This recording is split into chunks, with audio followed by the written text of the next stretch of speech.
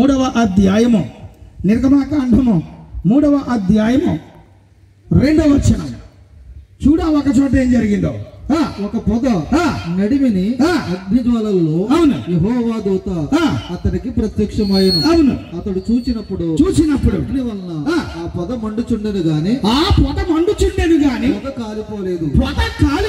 అప్పుడు మోషే ఆ పొద ఎలా కాలిపోలేదు, నేను ఆ తట్టు మోషేకు దేవుడు ప్రత్యక్షమైన మొదటి చోట ఆ చోట. ఈ జరిగేటప్పటికి 80 సంవత్సరముల వయస్సు మోసేకి. 40 సంవత్సరాల వయస్సులో ఐగుప్తులో ఉన్నప్పుడు ఒక ఐగుప్తుని చంపి ఇసుకలో పాతిపెట్టి అతడు పారిపోయి మిద్యాను దేశంలో తన మేనమామ రఘుయేలు ఇంటి దగ్గర 40 సంవత్సరాలు తలదాచుకున్నాడు. 80 సంవత్సరాల వయసు వచ్చింది. తన మేనమామ మందను మేపుతూ ఇప్పుడు హోరేబు అనబడిన సీనాయికి వచ్చేటప్పటికి ఒక పొద మండుతుంది కానీ కాలిపోవట్లేదు. మండటం వేరు, కాలటం వేరు.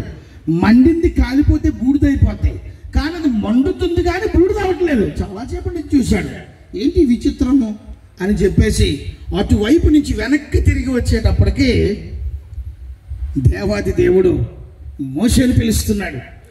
మోషే అనగానే అతడు వెంటనే తన నెత్తి మీద ముసుకేసుకు